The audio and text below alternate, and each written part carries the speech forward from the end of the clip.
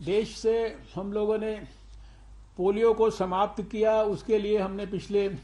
2 दशकों में पोलियो के इम्यूनाइजेशन को एक साथ सारे देश में किया है। मीजल्स और रुबेला का इतना बड़ा कैंपेन हमने देश ने किया है। और इसके साथ साथ इस अवसर पर मैं ये भी कहना चाहता हूँ, आपको सबको कॉन्फिडेंस आपके पास पहले ही है कि हम बिना किसी भी ग्लिच के एक ग्लिच फ्री इलेक्शंस इस देश के अंदर आयोजित करते हैं, जिसमें कि एक बूथ लेवल तक हम सारी की सारी व्यवस्थाएं करते हैं।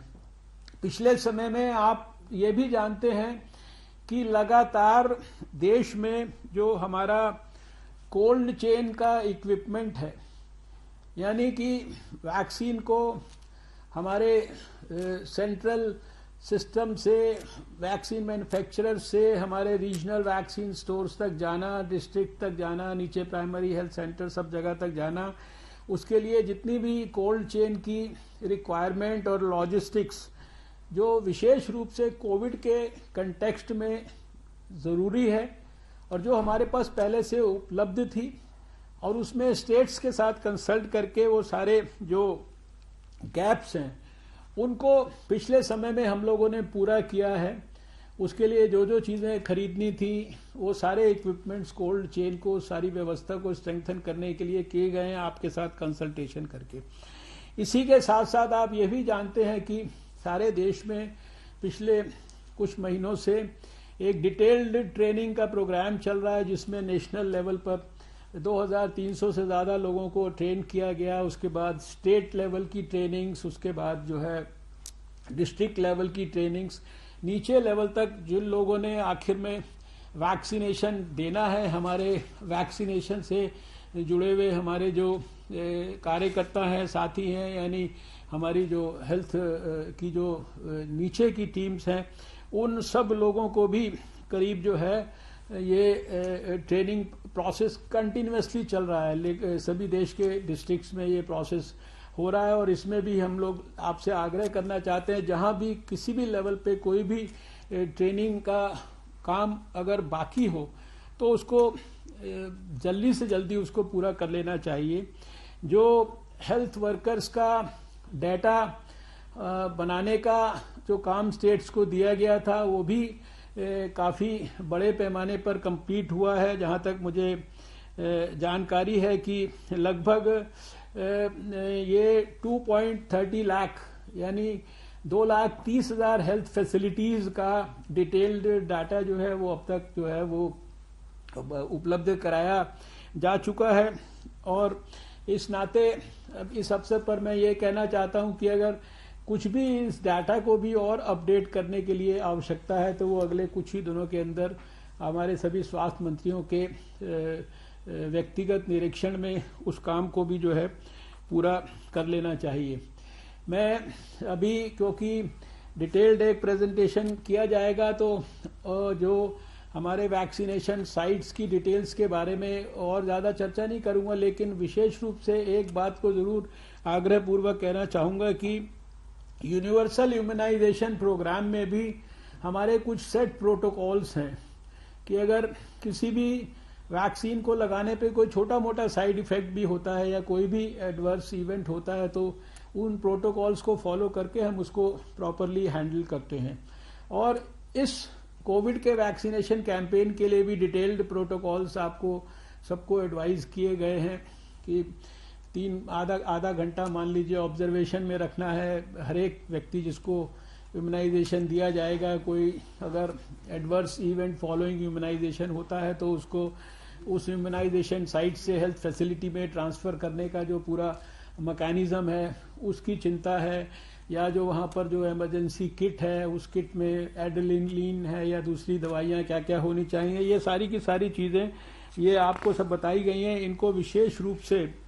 हम चाहते हैं कि स्वास्थ्य मंत्री लोग इनके ऊपर विशेष रूप से, और खासकर जो टास्क फोर्स और स्टीयरिंग कमेटीज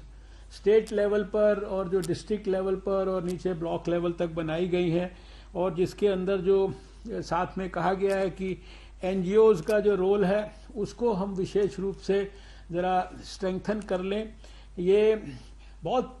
तरह की मिस इन्फॉर्मेशंस, अफवाहें गलत तरीके से हमारी जो सारी चीज़ों को प्रचार करने का भी एक प्रकार से दुष्प्रयास सारे देश में चल रहा है, थोड़ा बहुत चल सकता है। इसलिए आप सब के व्यक्तिगत निरीक्षण में जो मास मीडिया, मिड मीडिया या सोशल मीडिया, सब चीज़ों का और सब प्रकार के कम्युनिकेशन के टूल्स का इस्तेमाल करके आप सब इसको सुनिश्चित करें कि कोई भी मिस इन्फॉर्मेशन कैंपेन किसी भी कीमत पर सफल नहीं होना चाहिए। आपके पास इतनी ज़्यादा डिटेल्ड पॉजिटिव इन्फॉर्मेशन और नॉलेज और जानकारियां हैं कि आप उनको डिसमिनेट करें। सुझाव के रूप में सिर्फ ध्यान दिलाना चाहता हूं कि हमें अपने बेनिफिशरीज को मोबिलाइज करने के लिए भी वॉलंटियर्स की ज़रूरत होगी, जिसके लिए मैंने एनजीओज की चर्चा की, लेकिन इसमें विशेष रूप से जो हमारे नौजवान हैं, यूथ हैं, एनसीसी, नेहरू युवा केंद्र संगठन या नेशनल सर्विस स्कीम, एनएसएस, इनके लोगों को हम जो है इन्वॉल्व कर सकते हैं। अभी जो पहला विषय है वो ये था जो हमारा कोविड वैक्सीनेशन से जुड़ा है। इसी के साथ एक दूसरा बहुत महत्वपूर्ण विषय है, शायद उसके लिए हम दोबारा इतने नज़दीक से नहीं मिल पाएंगे, वो है 17 जनवरी को हमें सारे देश में एक साथ मिलकर पोलियो के खिलाफ जो हम नेशनल इम्यूनाइजेशन डेज इस्तेमाल करते थे, जिसमें सारे देश के हर 5 साल से छोटे बच्चे को एक साथ हम 2 बूंद पोलियो की, ओरल पोलियो वैक्सीन की देते थे, वो 17 जनवरी को सारे देश में होना है। इसके संदर्भ में मुझे इतना कहना है कि आप जानते हैं कि दुनिया के भारत समेत अधिकांश देश पोलियो मुक्त हो चुके हैं। भारत को और दक्षिण पूर्व एशिया के 11 देशों को तो 27 मार्च 2014 को विश्व स्वास्थ्य संगठन से भी सर्टिफिकेशन मिला, और आखिरी भारत में केस आज से 10 साल पहले जनवरी के महीने में ही हावड़ा के पास मिला था 2011 में। उसके बाद 10 साल से भारत ने कोई पोलियो का केस नहीं देखा है। लेकिन हमारे पड़ोस के 2 देशों के अंदर लगभग जो लेटेस्ट 123 केसेस जो है, विशेष रूप से जो वाइल्ड पोलियो वायरस जो है टाइप 1, इसके अभी भी जो है पाए गए हैं।